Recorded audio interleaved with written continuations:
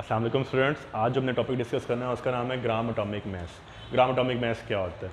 आपने पढ़ा होगा एलिमेंट्स के हम मैस डिफरेंट यूज़ करते थे, जिसमें हमने रिलेटिव एटॉमिक मैस के जरिए उनके मैस फाइंड किए थे। जैसे कार्बन का मैस 12 होता है, हाइड्रोजन का मैस 1 होता है, इसी तरह ऑक्सीजन का मैस 16 होता है। अब ग्राम एटॉमिक मैस से हमारा क्या मतलब है? किसी भी एलिमेंट का एटॉमिक मैस अगर मैं ग्राम्स में एक्सप्रेस कर दूंगा तो उसको हम ग्राम एटॉमिक मैस कह देते हैं।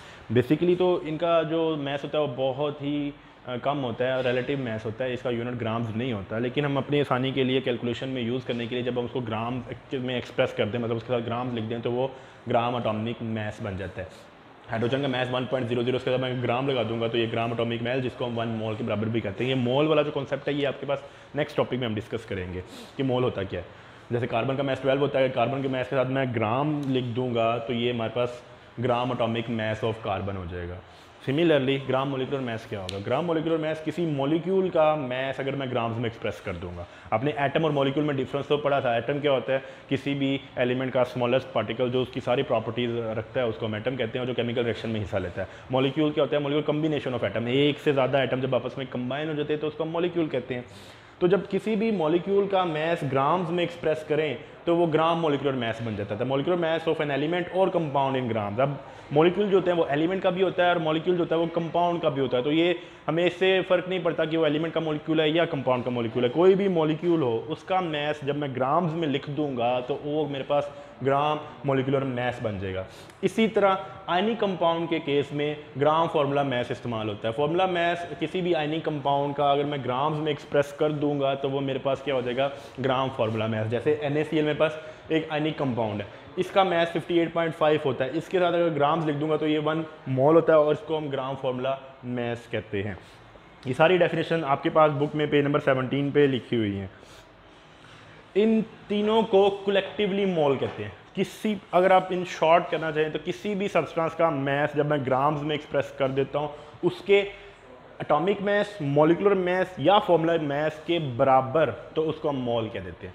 आप सिंपली इसको मोल कह सकते हो, लेकिन उसकी शर्त ये कि उसका मैस जो है वो, जैसे कार्बन का एटॉमिक मैस 12 होता है तो आपने 12 ग्राम लोगे तभी ये 1 मोल बनेगा। ऐसा नहीं होगा कि आप इसके 6 ग्राम ले लो तो उसका 1 मोल कह दे, नहीं, उसके एक्चुअल मैस के बराबर मुझे मैस ग्राम्स में एक्सप्रेस करना पड़ेगा तभी वो मोल के बराबर होगा।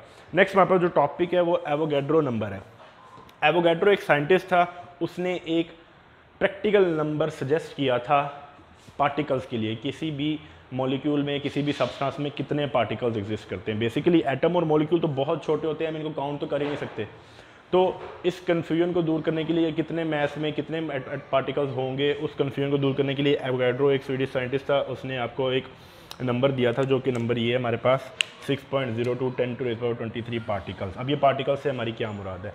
एवोगैड्रो नंबर का जो सिंबल हमारे पास होता है वो Na है। यहाँ पे आपने एक बात का ख्याल रखना है कि जो N है और ये A, ये दोनों कैपिटल हैं।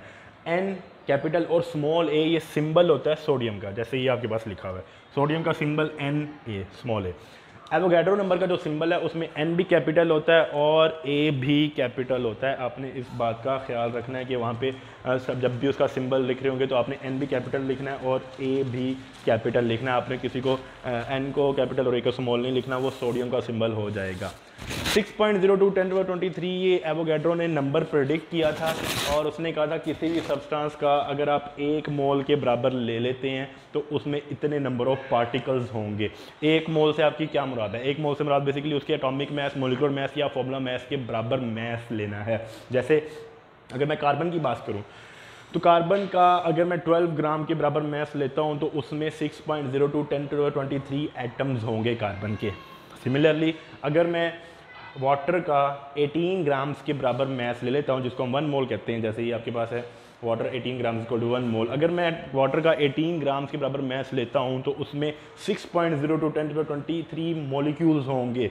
सिमिलरली आप किसी भी फार्मूला यूनिट यानी आप आयनिक कंपाउंड का मैस उसके फार्मूला यूनिट मैस के बराबर लें, यानी 1 मोल के बराबर लें। जैसे आपके पास सोडियम NaCl की एग्जांपल है, इसका 58.5 ग्राम अगर आप लोगे 1 मोल के बराबर तो उसमें आपके पास 6.02 10⁻23 आयनिक पार्टिकल्स होंगे। तो ये हमारे पास एवोगैड्रो का कॉन्सेप्ट था। एवोगैड्रो क्या कहता है? एवोगैड्रो कहता है कि किसी भी पार्टिकल, किसी भी सब्सटेंस का अगर आप उसके मोल के बराबर मैस ले लेते हो, यानी कि एटॉमिक मैस, मॉलिक्यूलर मैस या फॉर्मूला मैस के बराबर आप उसका मैस कंसीडर कर लेते हो, तो उसमें 6.02 10⁻23 पार्टिकल्स होंगे हमेशा। अब ये पार्टिकल्स एटम्स भी हो सकते हैं, ये पार्टिकल्स आपके पास मॉलिक्यूल्स भी हो सकते हैं, और ये पार्टिकल आपके पास फॉर्मूला यूनिट्स भी हो सकते हैं। इसी की एग्जांपल अभी हम देखते हैं। जैसे 1 मोल ऑफ अगर मैं वाटर लूँ, 1 मोल ऑफ वाटर यानी कि 18 ग्राम्स ऑफ वाटर मैं लूँ, तो उसमें क्योंकि ये मॉलिक्यूल है तो इसमें मॉलिक्यूल्स होंगे, 6.02 10⁻23 मॉलिक्यूल्स इसके अंदर होंगे। अगर आप मजीद सिंप्लीफाई करना चाहते हो कि ये तो 1 मोल मेरे पास वाटर का मॉलिक्यूल है, इसमें हाइड्रोजन के एटम कितने हैं और ऑक्सीजन के एटम कितने हैं, तो वो बड़ा ही सिंपल वे है, यूनिटरी मेथड से आप उसको सॉल्व कर सकते हो इजीली। यूनिटरी मेथड क्या होता है कि आपको अगर 1 के लिए पता हो तो आपको 10 के लिए भी उसकी कैलकुलेशन इजीली कर सकते हो। जैसे अगर आपको पता हो कि एक पेंसिल 5 रुपीज़ की है, तो आपको 10 का पूछा जाए तो आप उसको सिंपली मल्टीप्लाई कर दोगे 5 से, तो इसको यूनिटरी मेथड कहते हैं। हम यूनिटरी मेथड से सॉल्व कर सकते हैं। जैसे आपके पास 1 मोल वाटर में 6.02 10⁻23 मॉलिक्यूल्स होते हैं। अब आपसे पूछा जाए कि इसमें, आपसे ये पूछा जाए कि इसमें हाइड्रोजन के एटम्स कितने हैं या ऑक्सीजन के एटम्स कितने हैं, तो वो बड़ा ही सिंपल मेथड है। जैसे आपको ये पता है कि 1 मॉलिक्यूल अगर वाटर का हो जिसको H2O कहते हैं, तो उसमें 2 हाइड्रोजन होते हैं और 1 ऑक्सीजन एटम होता है। 1 molecule of water contain 2 hydrogen atoms and 1 molecule of water contain 1 oxygen atom. अगर आपको ये पता है कि 1 मॉलिक्यूल में 2 हाइड्रोजन के एटम्स हैं, तो अगर आपसे ये पूछा जाए कि 10 मॉलिक्यूल्स में कितने हाइड्रोजन के एटम्स होंगे, तो सिंपल हमने उसको मल्टीप्लाई करना है। 1 के लिए 2 है तो 10 के लिए 20 हो जाएंगे। अगर आपको ये पता हो कि आपको 6.02 10⁻23 मॉलिक्यूल्स हैं, तो उसमें हाइड्रोजन के एटम्स कितने होंगे, जितने मर्जी एटम्स गिवन हो आपको तो सिंपल, जितने मर्जी मॉलिक्यूल्स और गिवन हो आपको तो सिंपल मल्टीप्लाई करना है।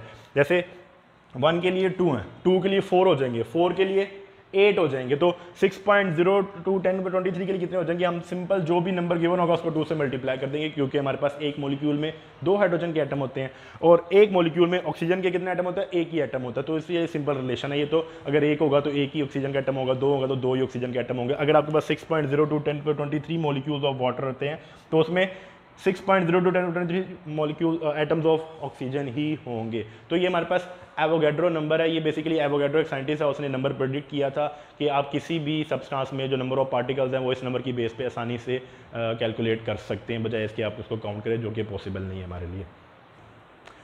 स्टूडेंट्स, एवोगैड्रो नंबर को यूज़ करते हुए नेक्स्ट हम देखते हैं टॉपिक हमारे पास वो है नंबर ऑफ मोल्स या मोल्स। मोल क्या होता है? किसी भी सब्सटेंस का जब मैस हम एक्सप्रेस कर देते हैं और वो मैस उसके एटॉमिक मैस, मॉलिक्यूलर मैस या फार्मूला मैस के बराबर होता है, जिसको इन शॉर्ट हम मोलर मैस कहते हैं, तो उसके अंदर जो पार्टिकल्स होते हैं वो एवोगैड्रो नंबर पार्टिकल्स के बराबर होते हैं, तो इसको हम मोल कह देते हैं। Amount of substance that contain Avogadro number of particles is known as मोल।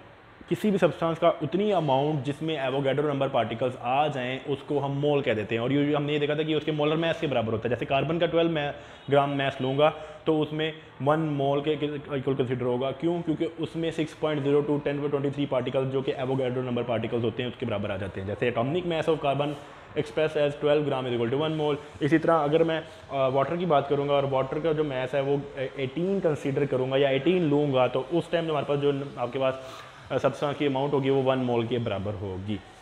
इसी से हमारे पास रिलेशन आता है जिसमें हम मोल और मैस का रिलेशन पढ़ते हैं। मोल गिवन हो तो किसी भी सब्सटेंस का मैस फाइंड कर सकते हैं, मैस गिवन हो तो किसी भी सब्सटेंस के हम नंबर ऑफ मोल्स फाइंड कर सकते हैं। इसका फॉर्मूला बड़ा ही सिंपल है। नंबर ऑफ मोल्स को फाइंड करने का तरीका क्या होता है? आपको गिवन मैस होता है और एक मोलर मैस होता है। गिवन मैस जो आपको स्टेटमेंट में गिवन होगा या रिक्वायर्ड होगा, आपको या तो ये मैस गिवन होगा या आपसे ये मैस पूछा जाएगा, तो उसके सिलसिले में हम क्या करेंगे, गिवन मैस और मोलर मैस। मोलर मैस क्या होता है? मोलर मैस बेसिकली हम इसी तरह अभी आपको मैं एक एग्जाम्पल से बताता भी हम फाइंड कैसे करते हैं। एटॉमिक मैस जो थे एलिमेंट्स के हमें याद होने चाहिए, उससे ही हम उसका मोलर मैस फाइंड कर सकेंगे।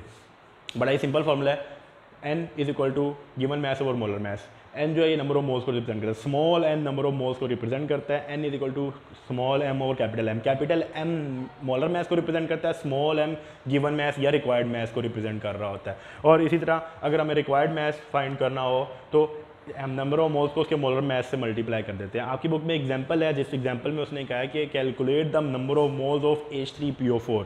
H3PO4 एक हमारे पास सब्सटेंस है, उसके नंबर ऑफ मोल्स फाइंड करने हैं। उसका गिवन मैस आपको 40 ग्राम है। 40 ग्राम हमें मैस दे दिया, मतलब स्मॉल m दे दिया। इस तरह के जितने भी क्वेश्चन होंगे उसमें मेजॉरिटी ऑफ केसेस में आपको कैपिटल M नहीं गिवन होगा।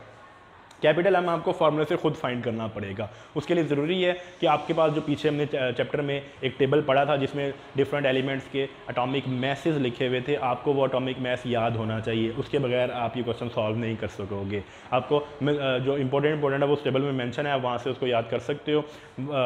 जो उसके अलावा जो होंगे वो हम न्यूमेरिकल्स में देखते जाएंगे, वहाँ पर आपको उनके मैथ्स मिल जाएंगे, आप वहाँ से भी याद कर सकते हो। जैसे आई गेस उस टेबल में फॉस्फोरस का मैथ्स नहीं है, तो फॉस्फोरस का मैथ्स आपको इस एग्जाम्पल से मिल सकता है, आप यहाँ से उसको याद कर सकते हो। जब तक आपको ये एटॉमिक मैथ्स याद नहीं होंगे आप ये मॉलिक्यूलर मैथ्स फाइंड नहीं कर सकोगे, और जब तक आप मॉलिक्यूलर फाइंड नहीं कर सकोगे आप इस न्यूमेरिकल को सॉल्व नहीं कर सकोगे, क्योंकि इस न्यूमेरिकल में आपको कभी भी कैपिटल एम की वैल्यू नहीं गिवन होगी। मेजॉरिटी ऑफ द केसेस में आपको कैपिटल एम की वैल्यू गिवन नहीं होगी। मैं क्वेश्चन की स्टेटमेंट दोबारा रिपीट करता हूँ, calculate the number of moles of 40 gram H3PO4। हमें सिर्फ स्मॉल एम यानी गिवन मैस दिया हुआ है 40 ग्राम, और हमने नंबर ऑफ मोल्स फाइंड करने। नंबर ऑफ मोल्स फाइंड करने का फॉर्मूला कहता है mole given mass over molar mass. हमें गिवन ये वाली वैल्यू तो हमें गिवन है, क्वेश्चन में ये वैल्यू गिवन है, ये वाली वैल्यू में गिवन नहीं है, तो ये वैल्यू हम इसके फॉर्मूले से फाइंड कर लेंगे। इसका फॉर्मूला क्या है, H3PO4। हाइड्रोजन के कितने एटम है, 3। हाइड्रोजन का मैस कितना होता है, 1। इन दोनों को मल्टीप्लाई कर देंगे, प्लस फॉस्फोरस के कितने एटम्स हैं, 1, और फॉस्फोरस का मैस होता है 31। इन दोनों को मल्टीप्लाई कर देंगे, प्लस ऑक्सीजन का मैस है, ऑक्सीजन का एटम है 4 और उसका मैस 16 होता है। इन सारों को मल्टीप्लाई करके ऐड कर देंगे तो हमारे पास टोटल 98 ग्राम पर मोल उसका मोलर मैस आ जाएगा। ये मोलर मैस हम सिंपल इक्वेशन में पुट करेंगे तो हमारे पास आंसर आ जाएगा। जैसे गिवन मैस कितना है 40, मोलर मैस 98, इसको सिंपली आप सॉल्व कर लोगे तो 0.408 मोल्स आपके पास आंसर आ जाएगा। बेटा ये आपके पास सिंपल सा एक कॉन्सेप्ट था जिसमें नंबर ऑफ मोल्स है, लेकिन ये नंबर ऑफ मोल्स आपको बार बार इस केमिस्ट्री में रिपीट होगा। जब भी हम इक्वेशंस की बात करेंगे उसमें नंबर ऑफ मोल्स ही आपको कंसीडर करना पड़ेगा हमेशा। तो नंबर ऑफ मोल्स के कॉन्सेप्ट को आप अच्छी तरह समझ लें। इसका फॉर्मूला बहुत ही सिंपल है, given mass over molar mass. आपको मोलर मैस केमिकल फार्मूला से फाइंड करना आना चाहिए। इसमें जो थोड़ी सी डिफिकल्टी है वो यही है कि आपको मोलर मैस फाइंड करना पड़ता है। मोलर मैस आपको केमिकल फार्मूला देख के फाइंड करना आना, जिसकी आप प्रैक्टिस करें। इंशाल्लाह कोई भी कन्फ्यूजन होगी तो आप बता दीजिएगा, जो नीचे नंबर गिवन है आप वहाँ पे कांटेक्ट कर सकते हैं। हम आइंदा के लेक्चर में मिलेंगे, तब तक के लिए अल्लाह हाफिज़।